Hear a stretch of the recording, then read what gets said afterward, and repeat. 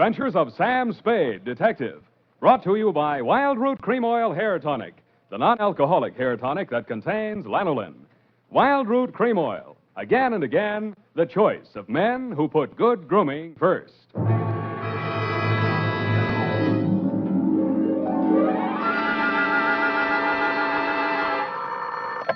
Sam Spade Detective Agency. This is Mad Scientific Detective number 137596. Sam, no matter what anyone says, I'll stand by you. You're nothing of the sort. Not scientific? Of course not. You're two-fisted. Well, thanks, Effie. And that ain't all, Effie. I was actually mistaken for a convolutional melancholiac. Oh, Sam, are you all right now? Wrong diagnosis, Angel. It turned out to be melancholia catatonica. Oh, you poor darling. What is that? Well, it's a thing where you lie motionless and silent with fixed eyes and indifference to surroundings. Unquote. Sam, what happened to you? What hospital are you in? Can I bring you anything? No, Effie, I am now at large. Pull down the blinds, check the corridors for men in little white coats, and set a bottle in the window if the coast is clear. Oh. I'll be right down to dictate my report on the mad scientist caper.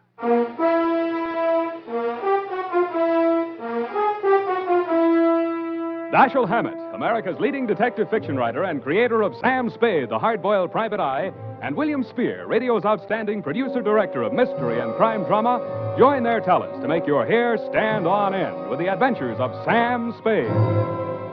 Presented by the makers of Wild Root Cream Oil for the hair.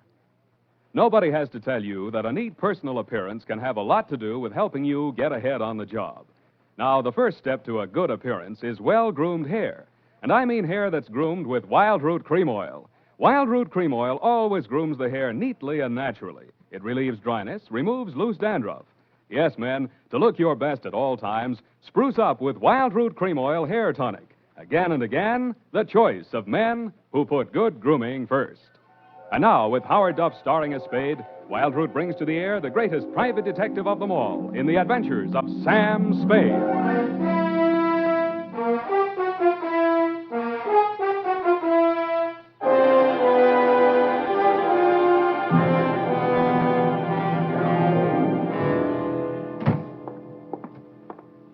Effie!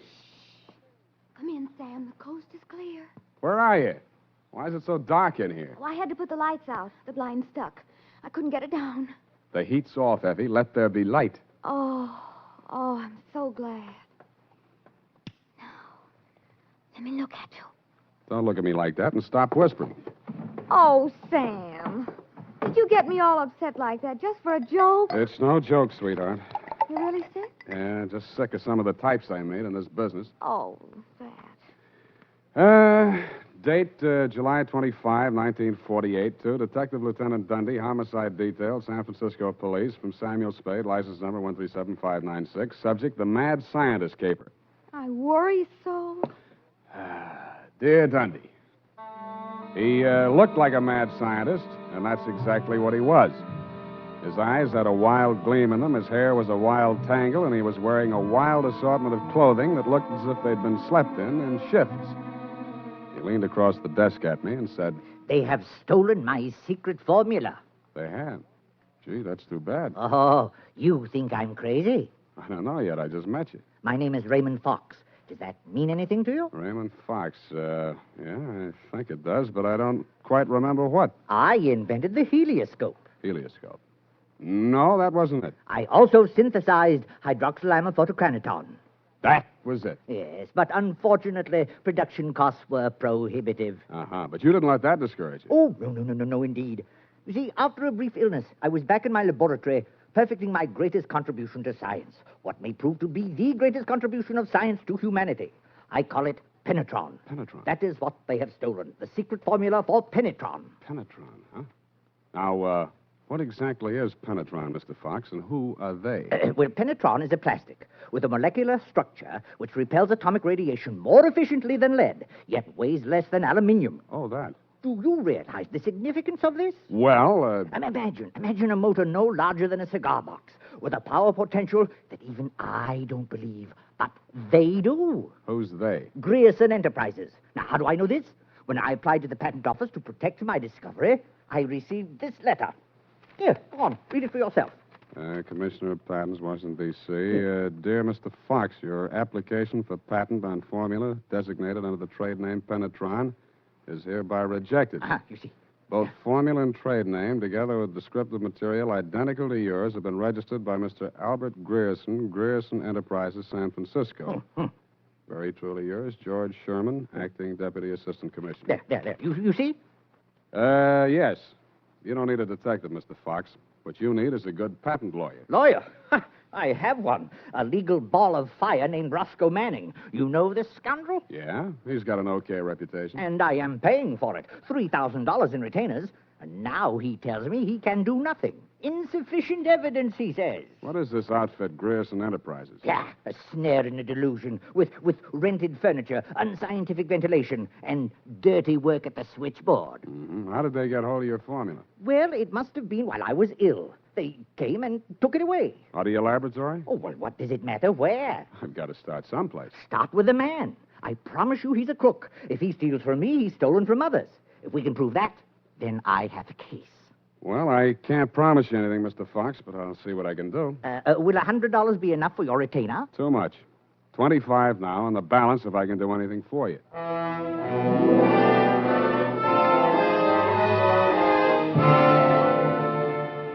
I doubted if I could even earn the 25, but if he wanted to gamble, it was okay with me.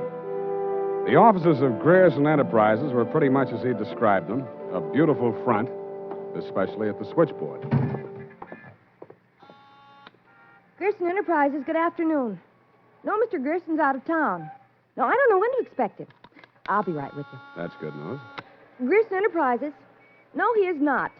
No, I do not, and he doesn't want to talk to you in any case, Mr. Manning. Oh, if it would just stop. Can't you shut it off? I might as well. Nobody seems to believe me anyway. You aren't looking for him, too, I hope. Oh, please, just tell me you're selling magazines or collecting salvage or just anything. My card. Oh, detective. Mr. Grierson hasn't done anything, has he? That's what I want to find out. My client says he swiped his secret formula. Oh, not that maniac. You don't look the type. You know he's mad, don't you? Maybe yes, maybe no. Personally, I'm crazy about money. Mad money, pin money, or dirty money. Your employer didn't happen to leave any lying around, did he? No, but he has a charge account at a bar downstairs in the building, and it's nearly 5 o'clock. Could you cross-examine me there? I thanked her as gallantly as I could under the circumstances. She said, "Wait here, I won't be a minute." And while she was gone, I made a quick frisk of the office. The file cabinet was empty. Grierson's desk contained nothing but 2 unsharpened pencils, tobacco crumbs, a rubber band, some rusty paper clips, an old gas bill, a glass ampule, broken, labeled sodium denadrine for intravenous injection, and a business card from one Roscoe Manning, attorney at law. I stuck the card in my pocket, went back to the switchboard, and in less time than it takes to tell, I was calling her Lois, and she was calling me Sam over cocktails for 2. And that's all I know about it. I didn't think anything about his taking his correspondence out of the files. He often took work home with him. Mm-hmm. When was the last time you saw him? Oh, it's been nearly 6 weeks. You haven't heard from him in all that time? He was with Mr. Fox just before he left. They had a terrible quarrel. But then Mr. Grierson managed to get him calmed down, and they left the office together. And that's the last time you saw Grierson, huh? Yes, and it's all very strange. What did that maniac tell you? That Grierson swiped his invention. Do you believe that? I didn't even believe in the invention. Now I'm beginning to think it was worth stealing. Oh, Mr. Grierson wouldn't. He's a brilliant man, you know. What else has he invented? Well, I don't know. He always had a lot of projects, but of course he never took me into his confidence. Just exactly what is your job? Oh, it's quite simple, really. I just tell people he isn't in. Yeah. Look, sweetheart, you really mean to tell me it never occurred to you that there might be something slightly fishy about Grierson Enterprises? I know. Why should it? Because there's a smell of red herring up there. It's in the air. You mean Mr. Grierson's a crook? Well, what does that make me? Worry that out on his time. Drink up.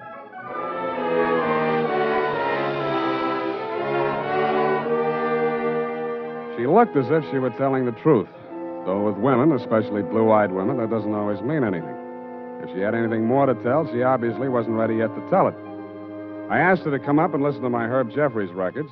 She said my apartment needed a woman's touch. I handed her a broom. She hit me on the head with it and left. And so to bed. Up the Times and phoned my client.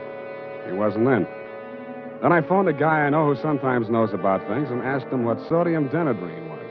He said it was a sedative and/or truth serum, a mental-type drug. I wondered what Grierson had been using it for during office hours. I also wondered what else he'd been spending money for. I phoned another guy who knows about other things, and he called me back with the name of Grierson's bank, Golden Gate Trust. An hour later, to my surprise, I actually had something to go on. Because in the past 6 weeks, checks totaling $50,000 had been deposited to Grierson's account, all drawn on the Citrus Exchange Bank of San Anselmo, and all bearing the signature of one Carl Birdwell, M.D. He wasn't hard to find. It was a big place on the outskirts, and the sign on the gate said Mary F. Hotchkiss Hospital for the Mentally Deranged. Dr. Birdwell's cottage was one of 5 without bars on the windows. He was spraying his roses. You're that cystodectomy of Dr. Kobler's. How are those convulsions? Coordination all right? Can't complain. Got the use of your fingers back? Good. Pick up those shears. I want all those ragged edges. Cut off the hedges. Well, why don't you hire a gardener? Or did those checks to Grierson use up all your ready cash? Eh? I thought you were the cystodectomy. Good Lord, you're that convolutional melancholiac. You're not allowed out on the grounds. Guard! Guard! Now, wait a minute, Doctor. Matters. This one acting up? Take him back. I sent for the cystodectomy. This is the wrong man. You're crazy. Come on. Let go of me. I'm not a patient here. I'm a detective. Yeah, and I'm Sherlock Holmes. Come on, now, back to the violent war. Come on, lay off. I got an office in San Francisco. I can prove it. 137596. Okay, Dr. Watson, but come on, come on.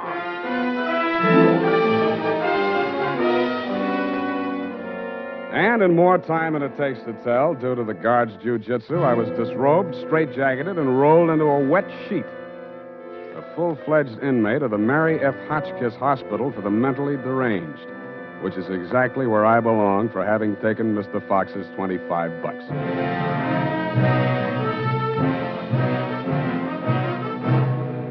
The makers of Wild Root Cream Oil are presenting the weekly Sunday adventure of Dashiell Hammett's famous private detective, Sam Spade.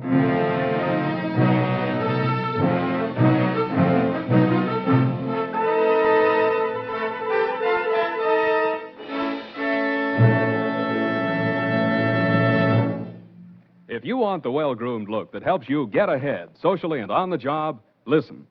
Recently, thousands of people from coast to coast who bought Wild Root Cream Oil for the first time were asked, how does Wild Root Cream Oil compare with the hair tonic you previously used?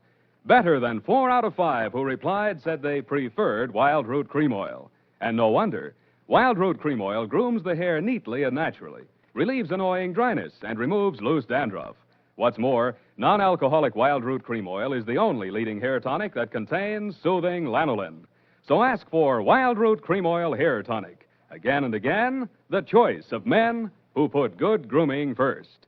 By the way, smart girls use Wild Root Cream Oil, too. And mothers say it's grand for training children's hair.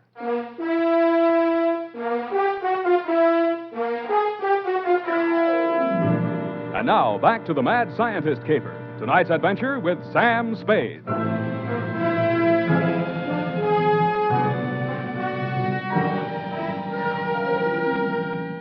I have been shot, stabbed, slashed, pistol whipped, and sapped into unconsciousness. But until you have spent a night rolled up in a wet sheet, Dundee, you don't know what punishment is. You feel hot and cold at the same time, too miserable to sleep, too exhausted to stay awake. And after 4 hours of it, you just give up and join the crazies pushing up the daisies. There's only one thing I can say in favor of the Mary F. Hotchkiss Hospital for the Mentally Deranged. They get the patients up early. By 6:30 in the a.m., I had been rolled out of the sheet. By 6:45, I had thawed out enough to be taken out of the straitjacket by an orderly. I was glad to be out of it because it was very heavy, and that gave me an idea. I picked it up and swung it. In less time than it takes to tell, I was in the orderly's uniform, out of the violent wing, and shuffling up the walk through Dr. Birdwell's rose garden and through his cottage door. Good morning, Dr. Birdwell. Good Lord, who let you in here? What do you want? I was trying to tell you yesterday when I was so rudely interrupted. Hey? Oh, yes, the detective. Did you say Grierson sent you? I didn't say that. I'm afraid you'll have to be absolutely specific or I can't help you. All right. My client is an inventor who claims that Mr. Grierson stole a formula from him, got a patent on it, and stands to profit to the tune of about $1 million. The last 2 items check. I don't know whether Grierson's a crook or not. He's into you for $50,000, so you might know. This inventor. Pale eyes, contracted pupils, big mop of hair. That's a fair description. Fox. Raymond Fox. He's a patient, escaped from this hospital. That man, Mr. Spade, is a homicidal maniac. If you'll jog your memory, you may recall the case. Sacramento, 1935. Wait a minute. Chemistry professor, lab explosion? That's the case. Two of his colleagues, whom he irrationally suspected of stealing the formula for the explosive he used to blow them up. You sure they didn't? The man was adjudged hopelessly insane. He must be returned to us. He may murder Grierson, he may murder you, but he will commit a murder if he remains at large. Perhaps more than one murder. You must help us, Spade. Like you, Doctor, I can't help unless you're absolutely specific about a couple of things. Your connection with Grierson, for instance. I invested in Grierson's firm. Uh-huh. How did Fox meet Grierson? He was allowed a certain degree of freedom here during his rational periods. I guessed that he went through my papers or overheard one of my conversations with Mr. Grierson. Mm-hmm. Did you know he retained a lawyer? Hmm? Manning, smart patent lawyer. You must think Fox has a case. Oh, surely not. Grierson thinks so, too. You've talked to Grierson? No, but I've examined his bank statements. The bank allowed that? I told him I was Grierson's attorney. The point is, Grierson is broke. Why? Because he's paid out every penny you gave him to the order of Roscoe Manning, attorney at law. And you know what I think, Doctor? Yes? I think Raymond Fox is crazy like a fox. And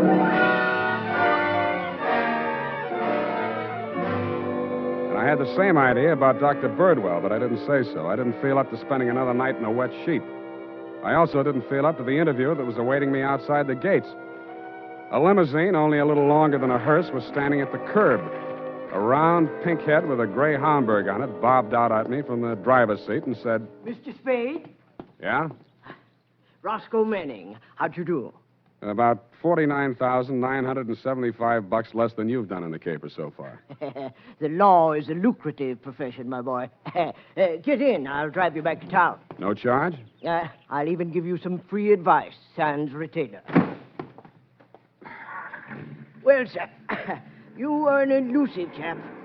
I've had the devil's own time catching up with you. How did you? I won't ask why. And I am not without resources. Now, as to our mutual client, Mr. Fox, obviously you've learned a good deal about him. Dr. Birdwell says he's cuckoo, and it's only a toss-up which one of us he's going to blow up first. Just about what you'd expect from a medical man. If you'd listened to as much conflicting medical testimony in court as I have, you'd take them all with a grain of salt. Or should I say soda mint? Or sodium denadrine? That's a mysterious remark. I was just trying it on for size. It didn't fit. Mm-hmm. Well, sir, here is my proposition. As to Fox's sanity, it's of no importance. He has money, and I think he has a case. We can always get a doctor to say he's back in his right mind. Where do I fit into your scheme? You just keep looking for Grierson. And watch that secretary of his. I don't trust her. Anything else? Oh, I almost forgot. Here's $500, and here's your ticket to Chicago. I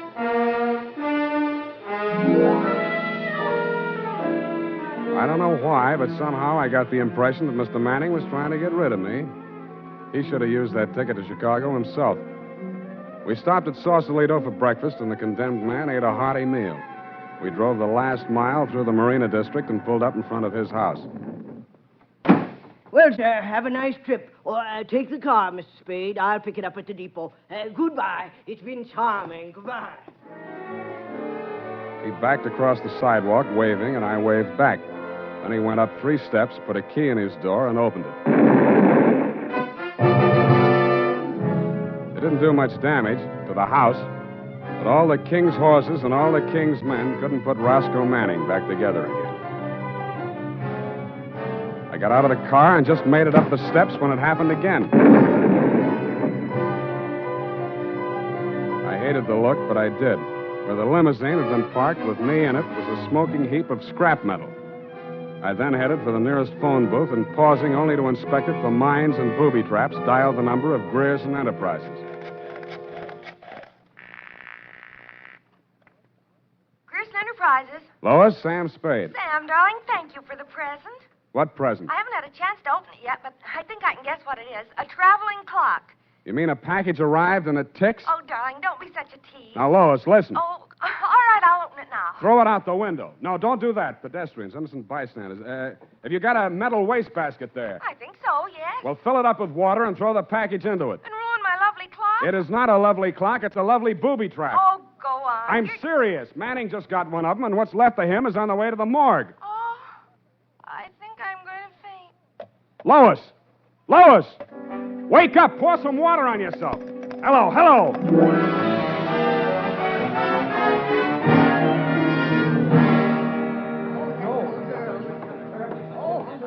Let me through here. Come on, let me through. Lois. Lois. Oh, you're okay. Glad of that. All right, she's all right now, you people. Come on, get out of here. She's all right. Come on, get up. You're not hurt. What happened? It exploded in the water. At least you had sense enough to do what I told you to. Oh, this was a new dress. Now look at it. It looks fine here. Put this coat around you. I don't think that was a very funny joke, Sam. Neither do I. Now, try and forget your clothes for a minute and try and answer a few questions for me. There isn't much time. Sam, what is it? I want you to be very sure of this, Lois. Try and remember accurately. How many people has Grierson seen since he opened this office? Well, not very many. He was hardly ever in. It's strange. Now that I think of it, I can only remember two, Mr. Manning and that mad scientist man, Mr. Fox. Yeah, did you hear any of the conversation between Grierson and Fox? He just screamed at Mr. Grierson about how his invention had been stolen from him. Then it sounded as if they scuffled, and all of a sudden Mr. Fox calmed down. Mm-hmm. When they came out, his eyes looked funny, as if he'd been hypnotized. Yeah. What does Grierson look like? Oh, he must have been quite handsome at one time. He's sort of like Gregory Peck with a mustache, only fatter and balder and older. Mm-hmm. I wouldn't have put it exactly like that, but I can see what you mean. But you've never seen him. Don't make book on it, but I think I have.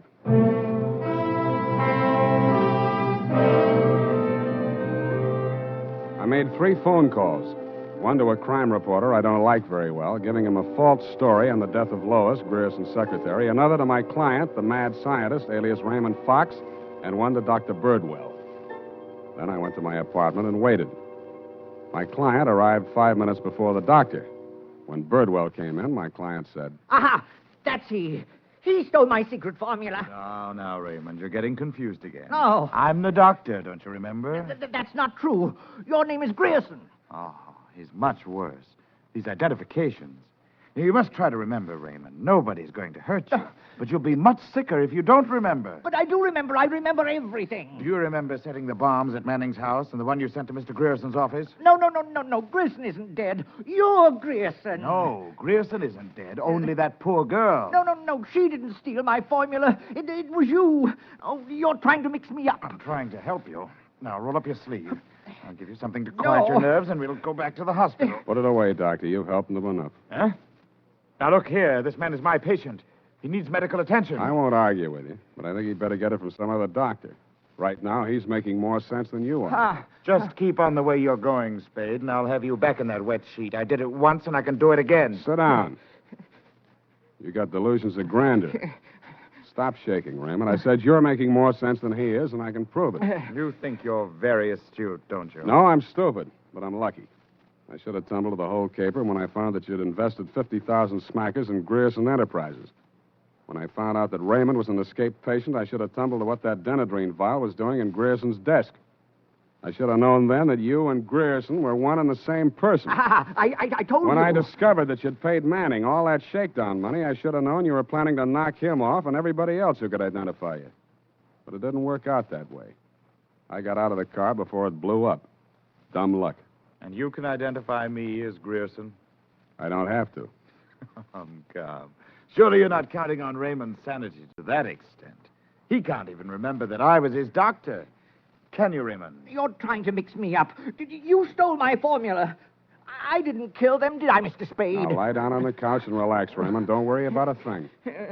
Well, Doctor, what now? You relax, too. Okay, Lois, come on in. What? Lois! Why, Mr. Grierson, have you been sick? How dare you? How dare you ruin all my plans like this? You stupid girl! Okay, that's enough. Come on, get back there. Get back. Sorry, sweetheart. I didn't mean to let him get that close to you. What were you trying to do? It was an experiment, just to see what would happen. It did. So that's the way you scientific detectives work. For a hard-boiled chap, you have the vaguest way of doing things I ever heard of. Well, plans are all right sometimes, Doctor, and sometimes just stirring things up is all right if you're tough enough to survive and keep your eyes open so you see what you want when it comes to the top or something. Spade, Dundee. I'm at home. I've got two homicidal characters here, one sane and one insane. Now, if you can tell the difference, I'll let you give the story to the papers.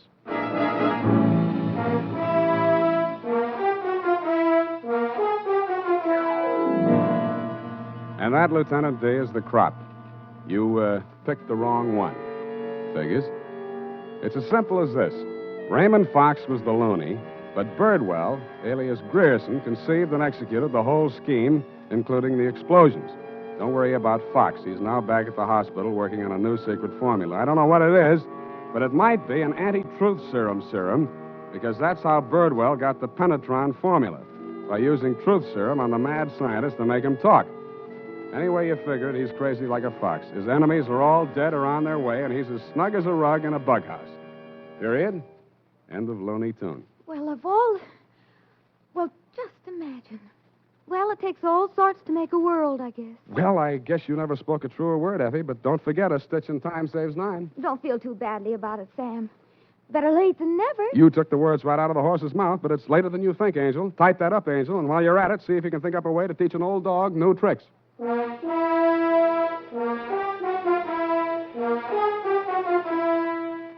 Say, mister, if you haven't tried Wild Root Cream Oil Hair Tonic, why not get it tonight or first thing tomorrow? You'll be glad you did, for Wild Root Cream Oil grooms your hair neatly and naturally without giving it that plastered-down look.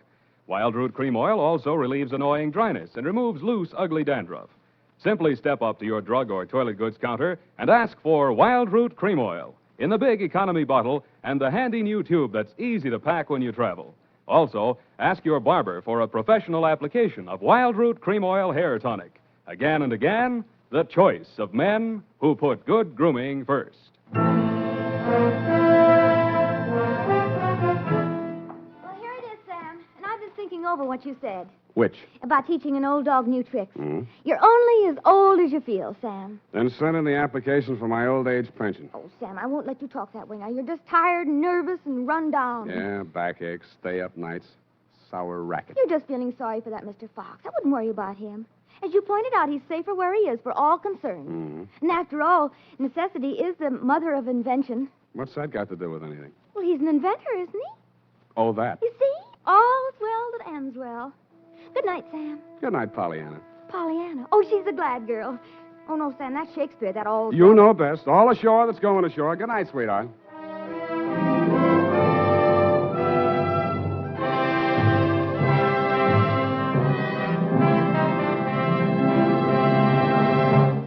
The Adventures of Sam Spade, Dashiell Hammett's famous private detective, are produced and directed by William Spier.